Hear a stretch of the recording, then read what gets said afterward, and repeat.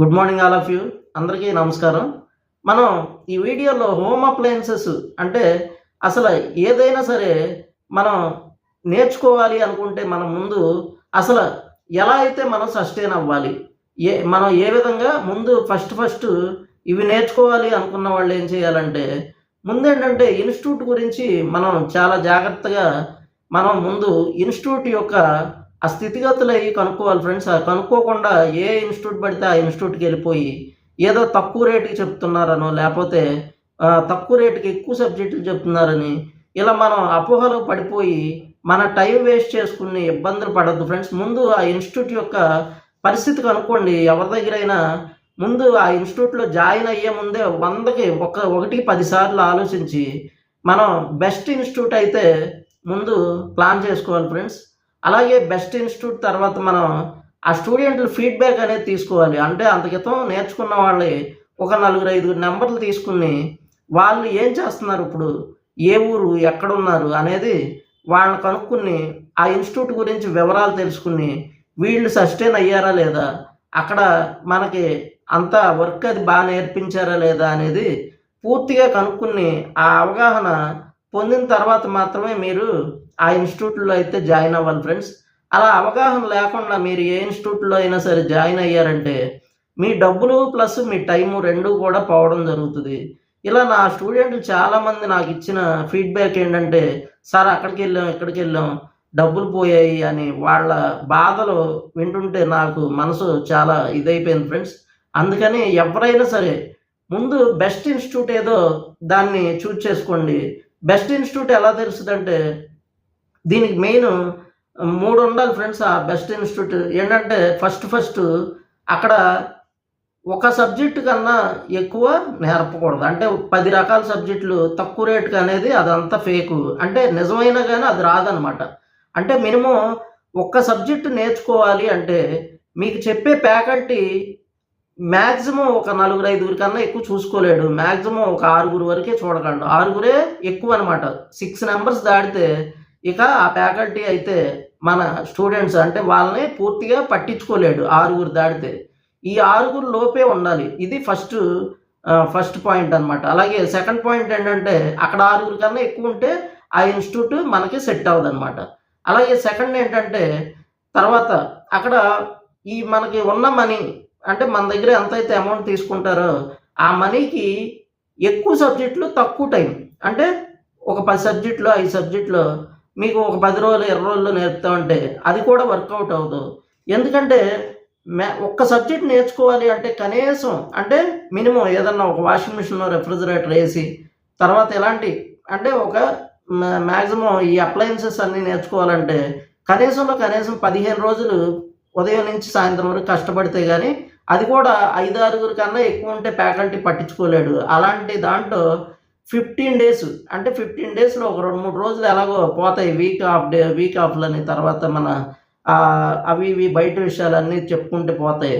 మనకేంటంటే ఖచ్చితంగా ఒక సబ్జెక్టు నేర్చుకోవాలంటే 10-12 రోజులు పక్కా ఫ్రెండ్స్.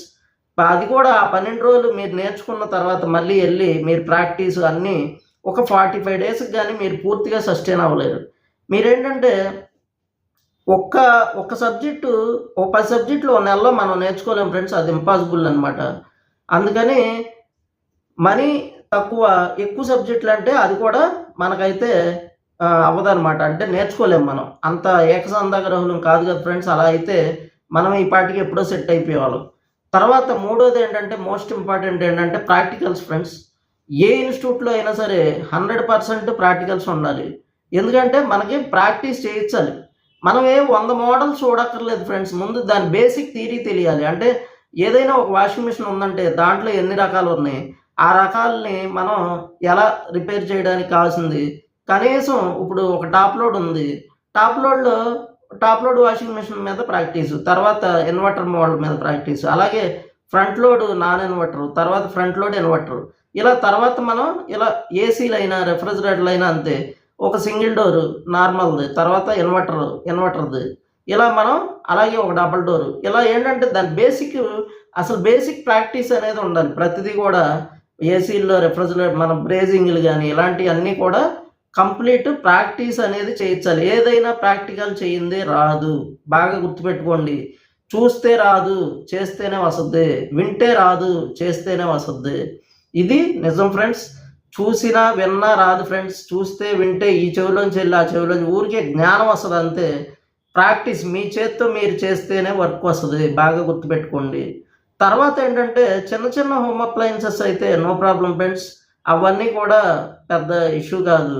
ఈ పెద్దవి అంటే refrigerator, AC, washing machine, PCB boards గానీ ఇలాంటియన్నీ కూడా మినిమమ్ ఒక 2 వీక్స్ ఉండాలి ఫ్రెండ్స్. 2 వారాలు అది కష్టపడి మీకు చెప్పే ఫ్యాకల్టీ కూడా మనసు పెట్టి మిమ్మల్ని ఏదైనా ఒకటి గుర్తుపెట్టుకోండి. మిమ్మల్ని ఇదిలించి మిమ్మల్ని గట్టిగా కేకలేసి చెప్పే ఫ్యాకల్టీ ఉంటే మీ అదృష్టం ఫ్రెండ్స్. అంతేగాని ఏదో డబ్బులు ఇచ్చారు కదా, ఏదో ఫ్యాకల్టీ వృత్తిలో ఉండి ఏదో ఊరికే నామకాగా మిమ్మల్ని ఏదో ఒకటి నవ్వించి ఏదో మీ దగ్గర డబ్బులు లేకపోతే ఇది చేసుకునేవాళ్ళు మీకైతే వర్క్ రాదు ఫ్రెండ్స్. ఇది నిజం. అందుకని దయచేసి ప్రతి స్టూడెంట్ ఆలోచించండి. వర్క్ అనేది ఎప్పుడైనా సరే ప్రాక్టీస్ ఉండాలి. ఫస్ట్ ప్రాక్టీస్ ఉండాలి. తర్వాత మిమ్మల్ని ఫ్యాకల్టీ పట్టించుకోని ఇన్స్టిట్యూట్ వద్దు. అలాగే ఏంటంటే మీకు ఎక్కువ మంది పీపుల్స్ ఉన్న ఇన్స్టిట్యూట్లకి వెళ్తే మీరు సస్టైన్ అవ్వడం చాలా కష్టం. ఎందుకంటే అది ఇన్స్టిట్యూట్ తప్పు కాదు ఫ్రెండ్స్. ఎందుకంటే ఫ్యాకల్టీ మిమ్మల్ని పూర్తిగా గైడ్ చేయలేడు. ప్రతిదీ కూడా దగ్గరుండి మీరేం చేస్తున్నారా ఏం చూడలేడు. ఉదయం నుంచి సాయంత్రం వరకు మనల్ని ఫ్యాకల్టీ పట్టించుకోవాలి. కనీసం అది 4 అవర్స్ అన్నా 5 అవర్స్ అయినా సరే 5-6 గంటలు మన ఫ్యాకల్టీ పట్టించుకుంటే మనం ఖచ్చితంగా సస్టైన్ అయిపోతాం ఫ్రెండ్స్. ఇదంతా నా అనుభవం ఫ్రెండ్స్. ఈ 24 ఇయర్స్ నుంచి నేను ఎంతోమందిని చూసి నా అనుభవాన్ని మీకు చెప్తున్నా. అలాగే ప్రతి ఒక్కరు కూడా మనీ దాచుకోండి ఫ్రెండ్స్. ₹1 అనేది వెనకేసుకోండి. లేకపోతే మీరు పేదవాళ్ళుగా మిగిలిపోతారు. ఖచ్చితంగా డబ్బులు మాత్రం మీరు వచ్చే ₹100లో ₹10 దాయాలి ఫ్రెండ్స్. ₹90 మీరు ఖర్చు పెట్టుకోవాలి. ₹100 సంపాదించారు అంటే ₹10 దాసేయాలి. ఇక అందులో ఎటువంటి మార్పు ఉండకూడదనమాట. ఆ ₹10 మీరు దాయిపోతే మీరు ఎప్పటికీ పేదవాళ్ళ మిగిలిపోతారు. అది బాగా గుర్తుపెట్టుకోండి ఫ్రెండ్స్. మీరు రిచ్ అవ్వాలి అంటే 100కి 10 దాయండి చాలు. మీరు సంపాదించిన ₹100లో ₹10 నెలకి మీరు రోజు ₹100 సంపాదించారనుకోండి ఫ్రెండ్స్. ₹100 సంపాదిస్తారు. నెలకు 30 డేస్ 3000 సంపాదిస్తే మీరు 300 దాయండి చాలు కనీసం. అది అంత తక్కువ. కనీసంలో కనీసం అనమాట అది. మీరు 3000తో మీరు బతకలేరుగా ఫ్రెండ్స్. మీరు 20,000 30,000 సంపాదిస్తారు కనీసంలో కనీసం. అందులో మీరు ఒక 3-4 వేలు పక్కన దాయగలిగారంటే ఎప్పుడో ఒకటి గుర్తుపెట్టుకోండి. దాస్తానని బ్యాంకుల్లో వాటిల్లో ఇటు పెట్టద్దు.